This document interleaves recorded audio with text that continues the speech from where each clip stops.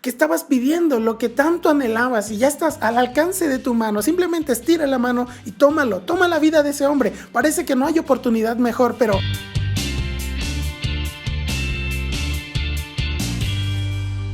seguramente te ha pasado que se te presenta una oportunidad como ninguna otra, algo que cubre todo lo que habías estado pidiendo, incluso orando a Dios. Pero hay un detalle que no cuadra, algo como un negrito en el arroz, que no te deja tranquilo o tranquila, o que simplemente te parece sospechoso. Pero es que todo parecía tan bueno, parecía cumplir todas las expectativas. Con eso hasta te sentías realizado. Y claro, esto tiene que ver con el dinero, como en la compra de un auto, por ejemplo, el cual tiene un superprecio, es un auto del año, es un auto de lujo, bien equipado, pero sabes que no es legal, que hay algo en su procedencia que te hace dudar y te preguntas, ¿será de Dios? Como dijo aquel viejito, viene a mi memoria la historia de un hombre que me decía que hace muchos años tuvo la oportunidad de hacerse con un auto, de un auto que en su tiempo era de lujo, que era lo máximo, que a día de hoy quizás sería un clásico, tanto el auto como el viejito, ¿no? Pero le ofrecían ese auto a un conocido que trabajaba con la policía y en ocasiones les asignaban vehículos que eran decomisados, que recuperaban por un robo o que tenían algún pleito o era de alguna persona de dudosa reputación. Al final este hombre, impulsado por una piadosa mujer, una piadosa esposa, decidió no tomar el auto y dejarlo por la paz. Pero ¿qué tal el caso en que una persona recibe insinuaciones de alguien que no es su esposo o su esposa? Parece que se trata de una buena persona y aunado a los pleitos en casa, las diferencias que cada vez son mayores, parece alguien responsable, ¿no? Parece una buena persona y de buen parecer. ¿O qué tal ese video que te topaste en internet y que te seduce y que te llama la atención, pero en el fondo sabes que no está bien porque la Biblia te está diciendo que no lo es? Y aún así te preguntas, ¿será de Dios? O te encontraste con alguien que te vende una sustancia que te ayudará a dormir, que te quitará el dolor, justo lo que querías, olvidar esa tristeza que te invadía, y para dejar de pensar en las tristezas de la vida, consumes esa sustancia. Parece una solución rápida, fácil, algo que te hace escapar de la realidad y sin tiempo de espera porque es inmediato, pero te preguntas nuevamente, ¿será de Dios? Ejemplos de decisiones difíciles y ofertas dudosas abundan en muchos lugares hoy en día.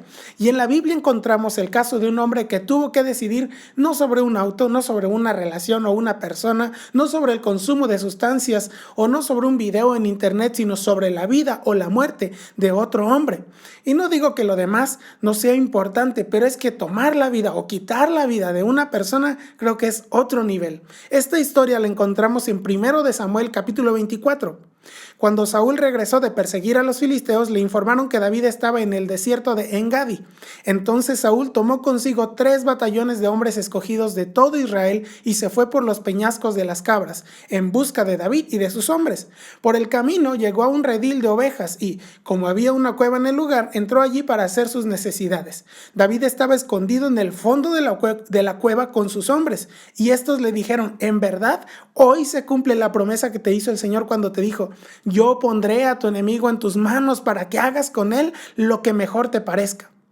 Y hagamos un poco de memoria. David estaba huyendo de Saúl porque lo quería matar. No estaba huyendo nada más para jugar a las atrapadas, no estaba jugando. Saúl había tenido celos de David y lo odiaba porque Dios estaba con él, porque él llegaría al trono en su lugar. Así que antes de que le quitara el reino, decidió empezar a seguirlo para matarlo, porque David, que ya se había enterado de que lo querían matar, había empezado la huida. Y en ese tiempo David se escondió en la cueva de Adulam.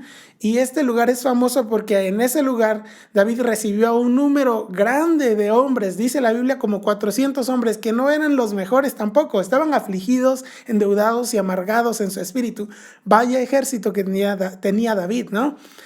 Y si lees con atención en el capítulo 23 podrás ver que David, aun cuando estaba huyendo, consultaba a Dios. Se tomaba un momento para preguntarle al Señor, por ejemplo, Señor, ¿me van a entregar estos con los que yo estoy escondido? Y el Señor le respondía.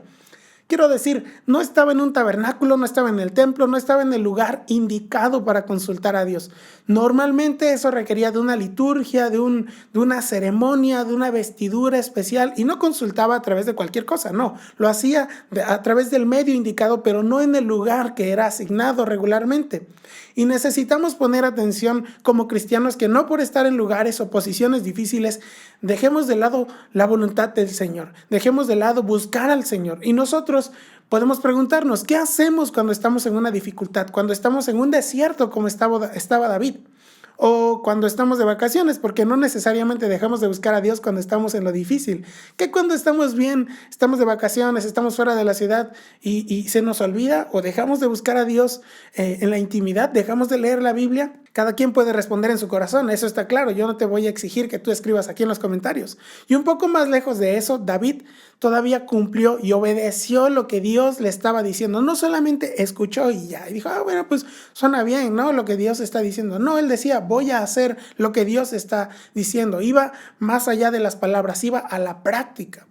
Y resalto esto porque leímos en 1 de Samuel 24 que David también recibía el consejo de quienes lo rodeaban, de esos hombres que estaban con él ahí en la cueva, hombres que seguramente le eran muy leales, que los había agrupado cuando ellos no tenían a dónde ir, cuando parecían perdidos, porque los había unido como un ejército y seguramente los había preparado para ser hombres valientes, inteligentes y sabios. Y es normal, un líder como David también debía tomar en cuenta la opinión de su equipo, de los que lo rodeaban, porque no solo su vida estaba en juego la vida de todos los que lo acompañaban. Pero en los planes de Dios estaba el poner a prueba a David y su corazón, una vez más. Por eso me asombra cuando Dios dice que él era un hombre conforme a su corazón. Contra toda probabilidad, Saúl llega a ese mismo lugar donde David estaba y entonces decide despojarse de toda su seguridad, de sus hombres, de su guardia, de sus armas, y entra él solo a una cueva que dice la Biblia iba a hacer sus necesidades. Otras versiones dicen que iba solo a cubrir sus pies, a descansar. Pero entonces decide entrar en esa misma cueva y sucede lo que habíamos leído antes.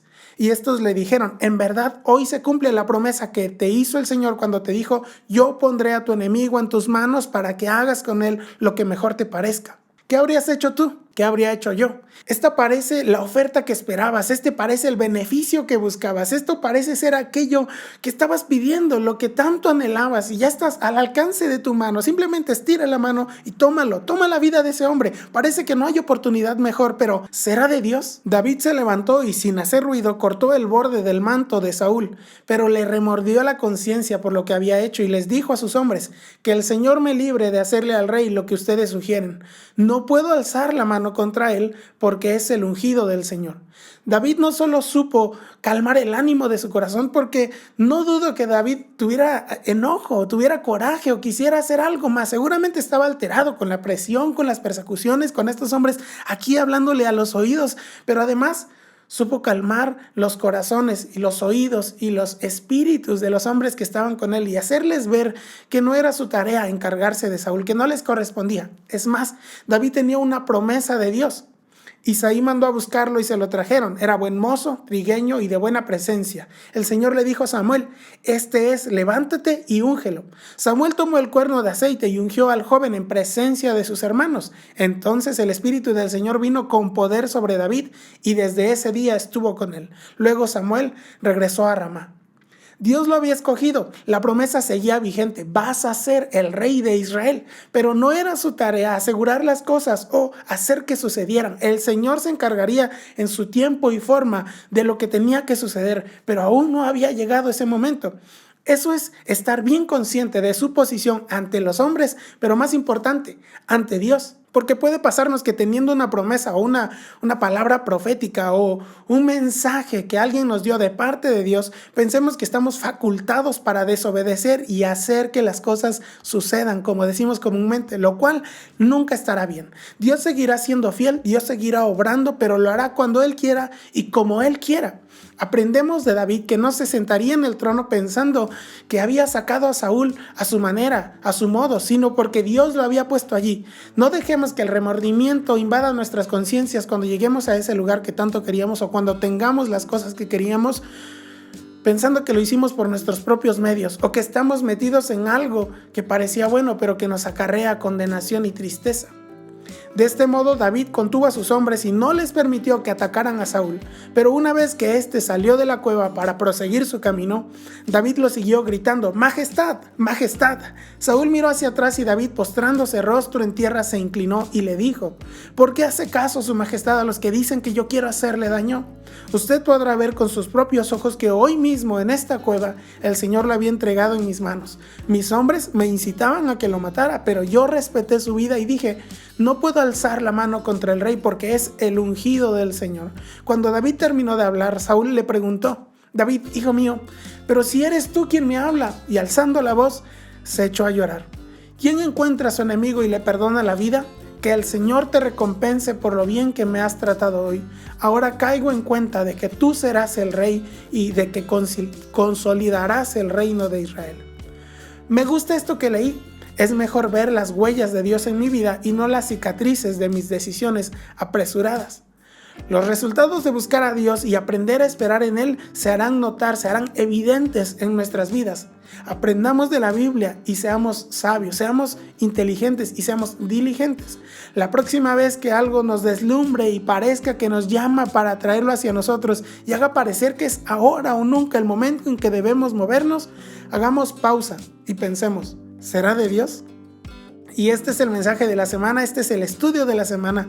Te agradezco por acompañarme hasta este momento. Recuerda que te puedes suscribir, que puedes darle like y puedes activar la campanita para que te avise cada vez que nosotros subimos un video. Pero además te invito a que te preguntes cuando tomes una decisión: ¿será de Dios? ¿No será de Dios? Yo sé que muchas veces los cristianos bromeamos con esto: esto es de Dios. Pero hablando en serio, tomemos un momento para buscar a Dios, para preguntarle: ¿esto es de tu parte, Señor? ¿Debo ir o no debo ir? ¿Debo hacerlo o no debo hacerlo? Y quizás alguien más necesite este mensaje, así que te invito a que lo compartas también para que juntos podamos tomar buenas decisiones sabias en el nombre de Jesús. Nos vemos la próxima semana si Dios quiere y te agradezco nuevamente. Que Dios te bendiga. Hasta luego.